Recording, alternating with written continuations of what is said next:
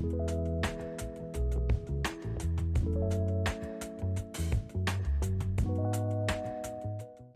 morning, Growth Gang, and welcome back to episode 3, season 2 of the podcast Grow Through This.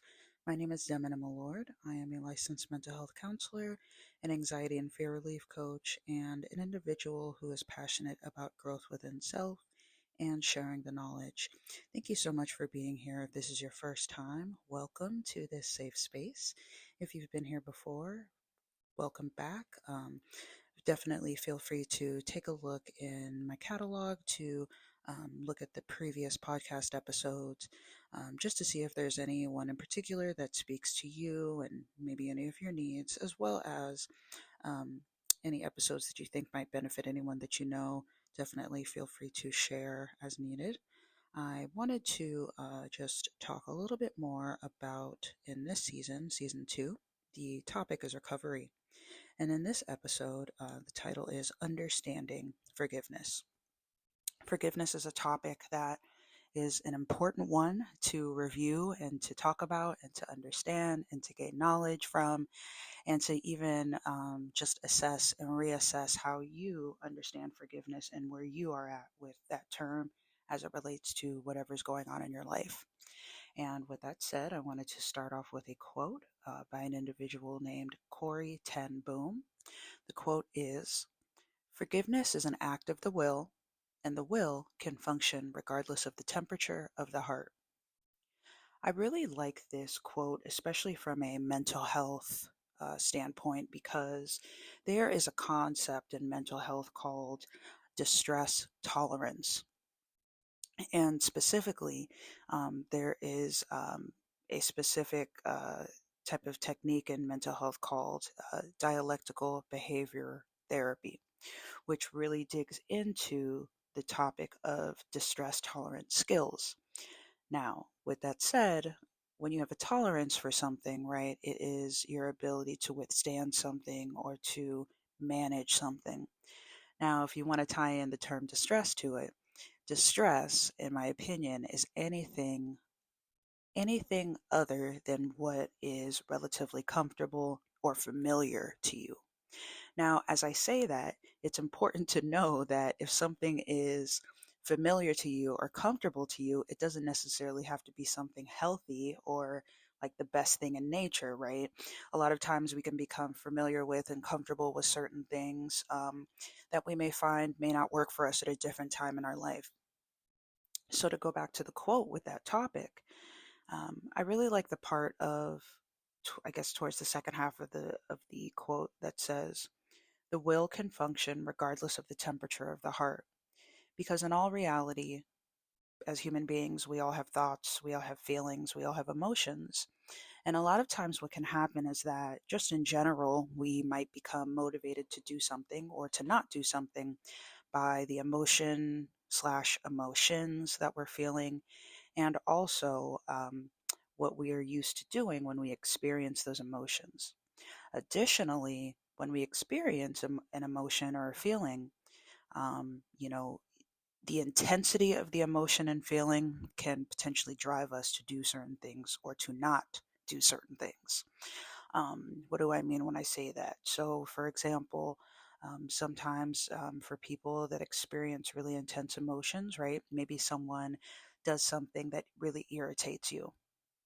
So, for example, if you're driving and there's a lot of traffic and you're noticing that there are some erratic drivers and someone cuts in front of you and cuts you off, depending on the type of driver you are, depending on the kind of message you want to send to the other person, depending on wherever you are in your life, right? Um, you will likely have a reaction and a feeling or different emotions related to the person cutting you off, probably related to the traffic that's happening, probably related to whether you're late or on time to wherever you're going, right? If you're in a rush. Also, did you get the right amount of sleep the night before? Are you hydrated? Are you nourished? Have you fueled your bodies in have you fueled your body in the ways that help your body feel energized and feel good? And so with that said, Let's say if you are super irritated and you're in a space where you're like, oh, I just want to get back at the person. I want them to know that they can't get in front of me and get away with it, right? Maybe the way that you might react based on the emotion is you might try to cut across traffic to get in front of that person, right? To communicate a message to them. Now, if you kind of think about this scenario, you know, the thing is, especially if it's high traffic, if someone's cutting you off, there are a lot of or a few erratic drivers on the road. When driving, one of the most important concepts to really consider is safety, right? Safety and just being aware on the road, because there are so many different things that we consider and think about when we're on the road, to include being aware of our surroundings and making sure that we are taking part in keeping the roadways as safe as possible, so that we all can get from point A to point B in a safe way. I don't know about you, but when I'm on the road, I definitely, want to make sure that wherever I'm going, that I get back home safely, because there are things that I want to do. There's a whole life left that I want to live. And so, as I'm talking about this example, um, you know, and going back to the quote, the will can function regardless of the temperature of the heart. It's important for us to really question the intensity and the meaning behind the emotions and feelings that we feel, because sometimes those emotions and feelings may drive us to do something that may be unsafe, either for us, for others, and sometimes for both.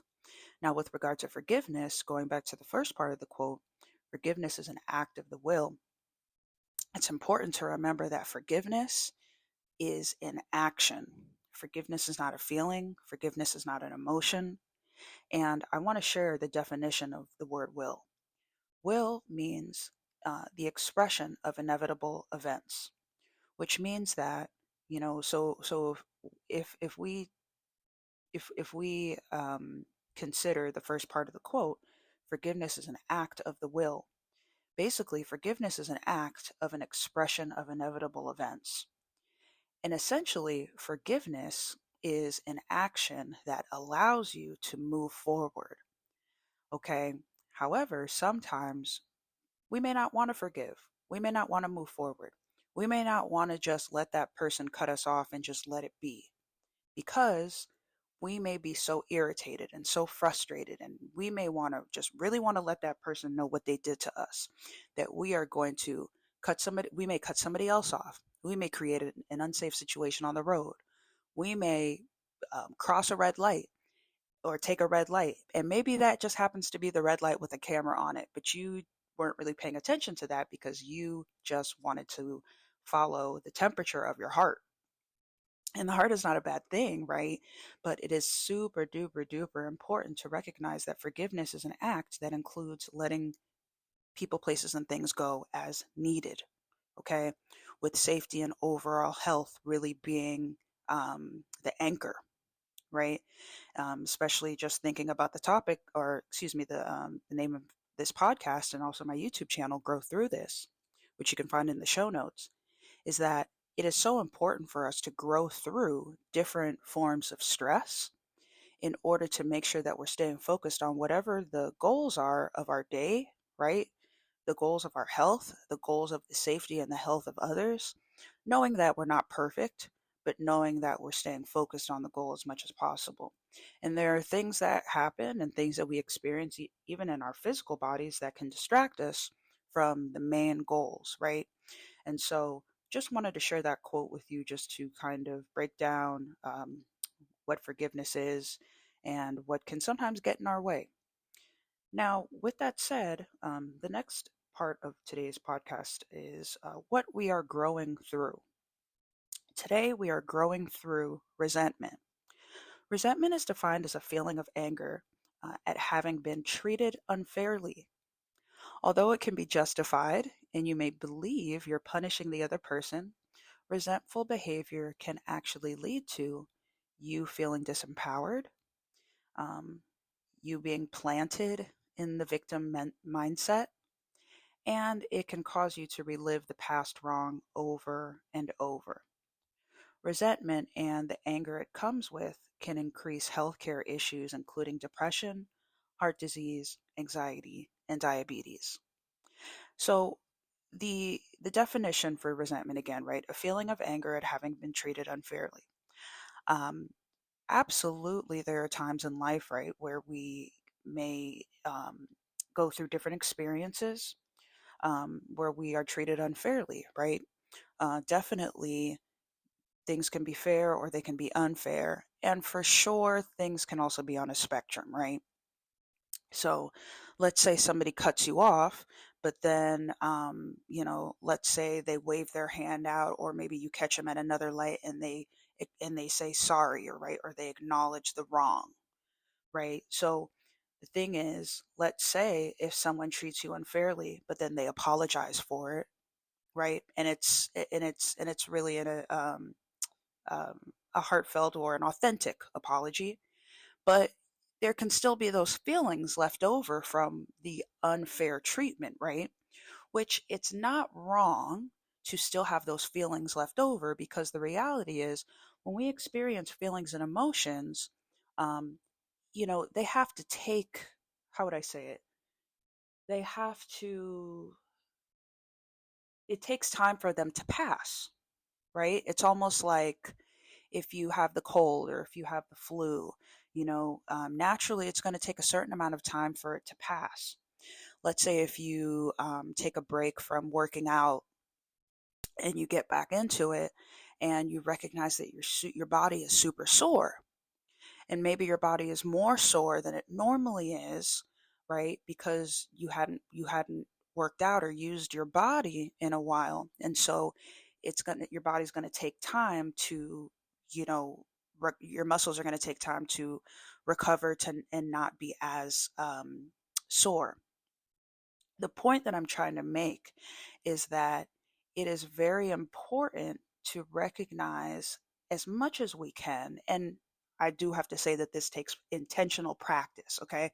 So this is not something that happens overnight, all right? So take a deep breath and try to have some grace with yourself as you are gaining knowledge. But what I'm trying to say is that we have to be able to separate our emotions from different situations on a case by case basis so that we don't get caught up in doing something reactive that can actually increase the pain or the unpleasant emotions and cause us to do things that will negatively affect us or others in the long run. Because what happens in a situation like that is that just prolongs the healing process, because what happens is that you have continued unfair treatment, continued offenses that can just continue to pop up, which totally takes away from being able to let things go.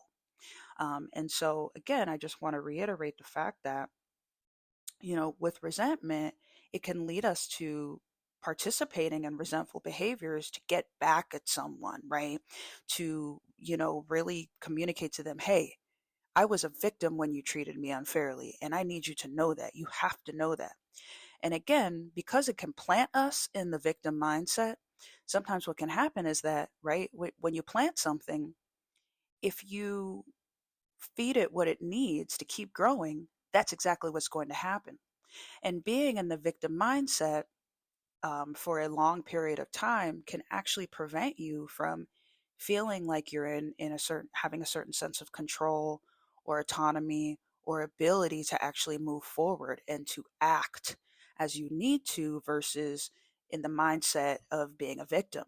So again, holding on to the feeling of resentment can actually disempower you, and it can actually cause you to believe that um, you know you not only were you wronged, but it can kind of warp your mind into putting you in the victim mindset and communicating with others that you're a victim.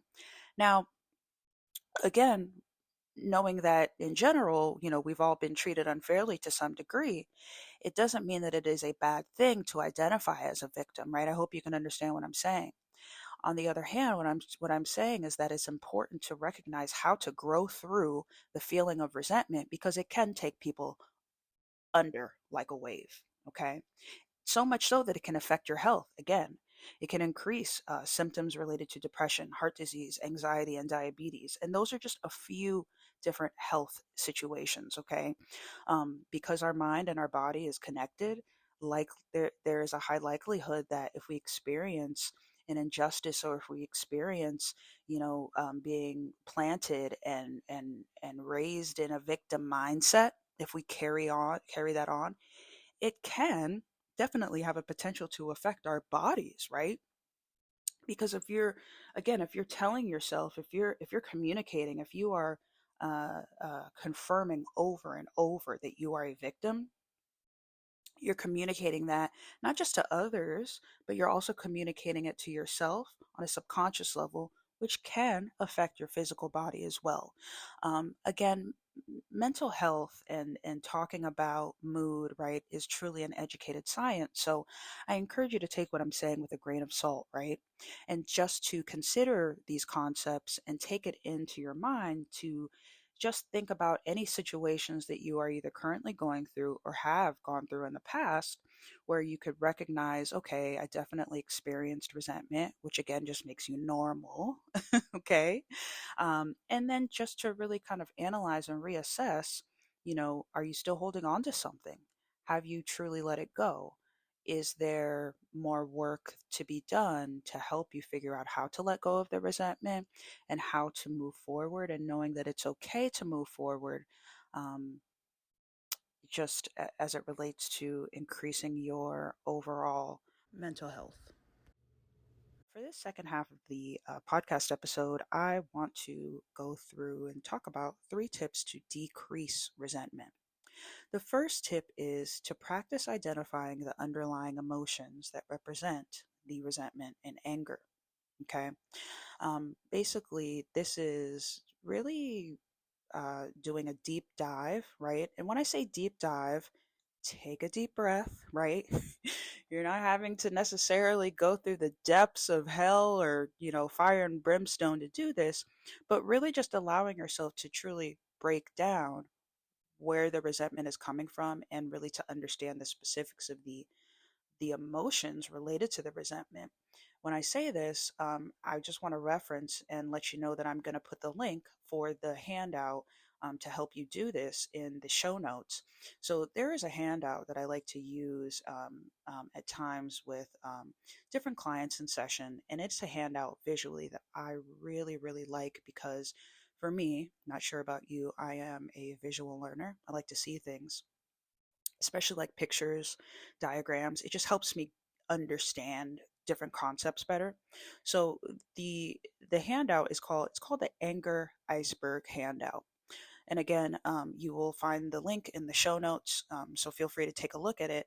And I just remember the first time that I saw it, it really opened my eyes to understanding that when we are angered or, just feel upset for having been either treated unfairly or going through a situation that's really, really tough, there can be a lot of different emotions that can actually represent the quote unquote anger that we experience in a more detailed way, which basically just can allow you to make more sense of why you're feeling the resentment, because the purpose of that is to help you grow through and move through the process of feeling being treated unfairly, and to get to the portion of forgiveness, again, which is an act of the will, and the will is the expression of inevitable events.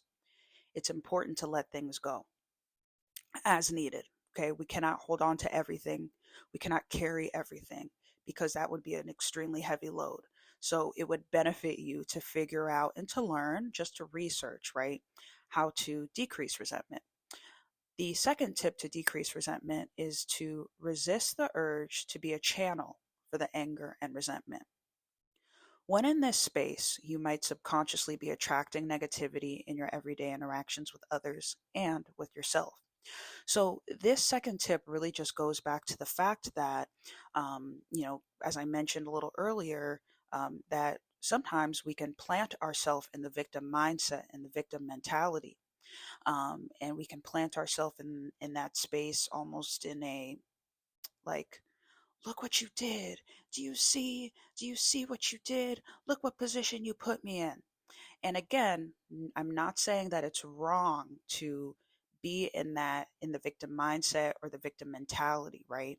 But what I'm saying is that if you stay in the victim mindset and mentality, that is where you will continue to be. If you are okay with that, that's fine.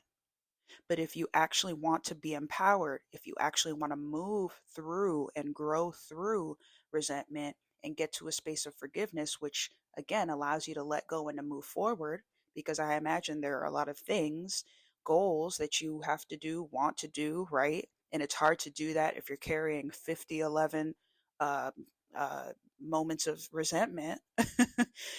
Like that is going to be difficult for you to move forward in life.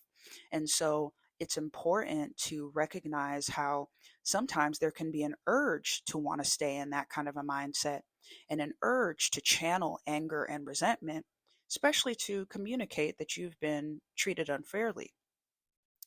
But sometimes the downside, or the right, if we're talking pros and cons, the con of being in that space is that the anger and the resentment that you're cultivating in your thoughts can actually affect you negatively with your health and your body, right?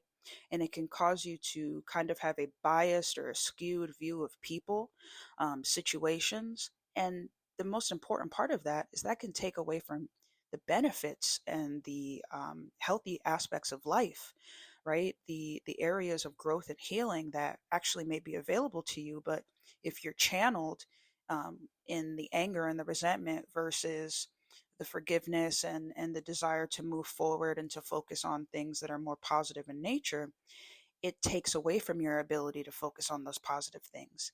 And you deserve to at least be able to make space in your life for those positive things, because those are the things that will actually increase your health, the positive people, places, and things.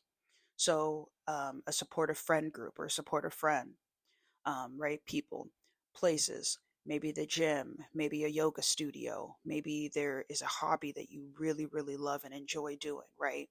Maybe you love going to the beach for the sunrise, or you make it a habit to go run on the beach, or maybe you walk on the beach, or you go to the pier, right? Pick whatever hobby you want to use. But that is what I'm saying, right? So it's important to stay channeled in positivity, okay, and in a healing space as much as you can to be able to attract positivity. And the third tip to decrease resentment is to figure out realistic and doable ways for you to channel the emotions as a way to get them out. So, kind of as I mentioned a little bit earlier, right? Let's see here. In growing through resentment, although it can be justified and you may believe you're punishing the other person, resentful behavior actually can lead to feeling disempowered. It would benefit you, right, to figure out how to use creativity and strategy to find realistic and doable ways to channel the emotions of anger or those emotions of being treated unfairly, just as a way to literally get them out of your mind, get them out of your body, to release them. Okay. I like to describe this example as kind of like with our bodies, right? When we take things in, such as, things that you drink or things that you eat, what does our body do? We take them in, our body processes that stuff, right? Whatever we drink or whatever we eat, and then our body releases it, right? AKA when we go use the restroom and so on and so forth. Why am I saying that example? I'm saying that because a part of natural everyday life and general health is taking in things and releasing things. Sometimes we take in things that we don't want to, right? Like when someone cuts us off in traffic, right? Try as we might not want to let them in, but they might get in there. I can say I've done it. You may have done it too. But what I mean is that, you know, if we allow different emotions to just stay in our bodies, they just stay there, they can have an effect on us.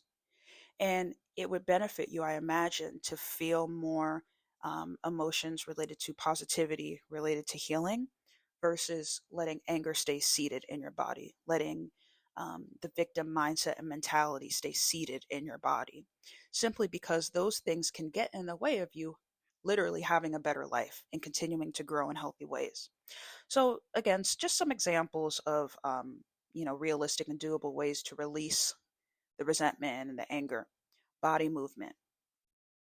It doesn't necessarily have to be in the gym, right? It could be a hobby. It could be dancing. It could be, um, it could just be anything that's relatively healthy, right?